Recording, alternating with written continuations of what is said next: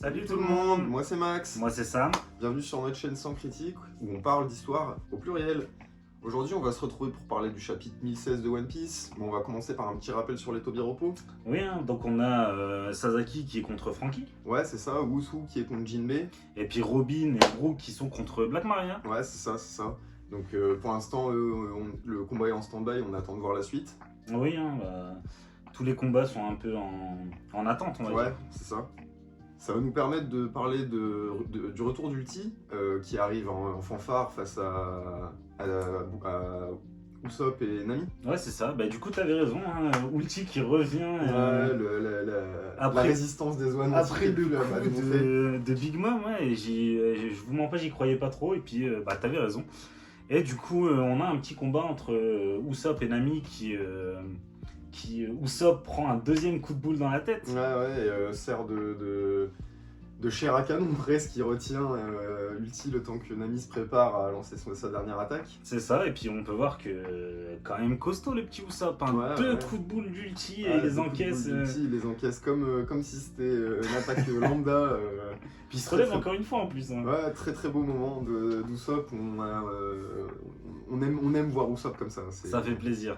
Et ouais, on a aussi pu avoir la confirmation qu'effectivement Zeus s'était bien réincarné dans le Climatact. Donc vraiment power-up de Nami. Un vrai power-up de Nami qui a été confirmé enfin. Comment dire, ce qui a permis de lancer un coup de massue suivi d'un coup de tonnerre sur Ulti. Ouais, c'est ça, en fait, elle lance un coup de massue avec son Climatact et on voit que Zeus se transforme lui en massue. Ouais, c'est ça. Et sacré impact quand même. Ouais, d'ailleurs, il fait une petite réflexion à ce moment-là. Il dit qu'il peut pas se séparer du Climatact sans le pouvoir de Mama. Ouais. Et ce qui est un peu étrange, puisque derrière, il sort le nuage et fait l'éclair qui terminera l'ulti. Donc c'est un peu. Ouais, c'est étrange. ça. Après, je pense que le nuage est quand même relié au Climatact, mais bon. Dire qu'il peut pas sortir et il sort quand même en nuage, c'est étrange. C'est un peu étrange comme choix de. Bon, après, c'est peut-être les traductions qui sont pas folles, mais. En tout cas, c'était un peu étrange comme choix de dialogue.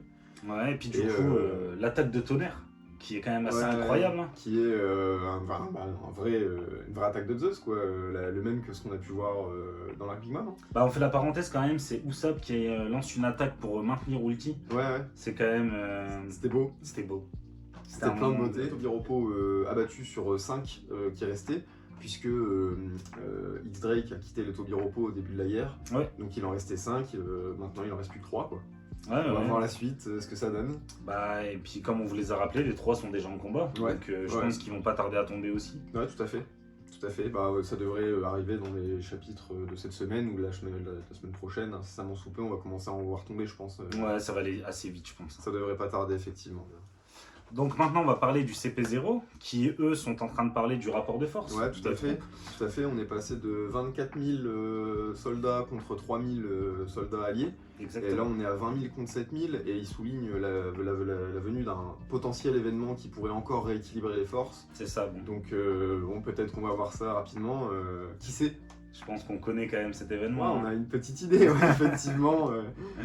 Voir Bao Wang qui était complètement en suette et un peu choqué de la défaite d'Ulti, ce qui lui a fait un peu balancer sans trop le vouloir un peu à tout le monde la défaite d'Ulti et de Page One. Ouais, c'est ça. Et ouais, du coup, il y a le moral des troupes qui a chuté quand même pas mal. C'est marrant parce qu'on a dans le scan 1015, on avait le moral des troupes alliées qui était tombé au plus bas, qui remonte au plus haut quand ils apprennent que Luffy n'est pas mort. Et puis là, on a le moral des troupes ennemies qui est au plus bas en apprenant que 2 des Tobiropo sont tombés. Ouais, tout à fait. Et d'ailleurs, c'est assez intéressant ce parallèle, puisque là, ce parallèle, il va même se creuser en fait comme écart, puisque là où le moral des troupes alliées est remonté, le moral des troupes ennemies est pas près de remonter, puisqu'a priori, Otama va lancer sa fameuse attaque, qui serait d'ailleurs potentiellement l'événement dont parlait le CP0, qui rééquilibrerait une bonne fois pour toutes les forces, puisqu'elle lancerait enfin son assaut complet en donnant l'ordre à tous les gens à qui elle a fait manger un Kibidango de se retourner contre Kaido, quoi. Ouais, c'est ça. Du coup, les troupes vont encore changer. On serait plus de 20 000 à 7 000. Ouais, je pense qu'on se retrouvait sur du 15 000 à peu près, ça ferait du 12 000. Ouais, mais ça serait beaucoup plus serré déjà. Voilà, on serait sur un rapport de force un peu plus équivalent. Ça me semble plus cohérent. Ouais, oui, puis là, il y aurait une certaine égalité dans la guerre. On pensait au départ que c'est l'équipage de Luffy. Quand je dis l'équipage, c'est les personnes qui suivent Luffy. Ouais, l'armada. L'armada de Ouais, Luffy tout à fait, ouais. qui allait intervenir, mais au final ils interviennent pas. Ouais, pour l'instant, en tout cas, ça semble pas être D'actualité, pour maintenant, ouais. Bon, rien n'est exclu, hein, mais l'armada de Luffy était ce qui était notre piste principale pour dénouer un peu ce problème d'équilibrage de force. Bah, finalement, ça pas forcément besoin de l'utiliser grâce à l'utilisation de certains pouvoirs, ça peut être intéressant. Ouais. Puis ça évite de faire venir trop tôt l'armada. Donc, Ouais. Bah, je pense qu'elle apparaîtra dans le dernier arc. ouais, c'est ce qui semble le plus probable, hein, qu'effectivement on devra attendre le dernier arc pour voir ce qui sera advenu pendant ces quelques mois de l'armada. Donc on va vous parler de Yamato et Kaido. Donc Yamato, l'apparition enfin devant son père, le combat tant attendu. Ouais, on est pressé de le voir, on est pressé de voir son fruit du démon, de le découvrir.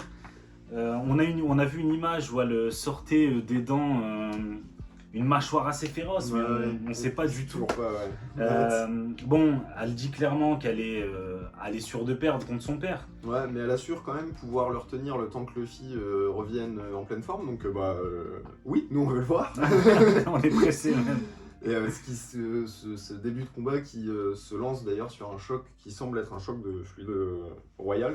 Ouais, c'est ça, potentiellement. On voit Kaido lui donner une attaque. On voit pas Yamato par contre mettre une attaque. Ouais, on la voit pas la lancer. C'est pour ça, on peut pas confirmer que Yamato utilise vraiment le fluide royal offensivement.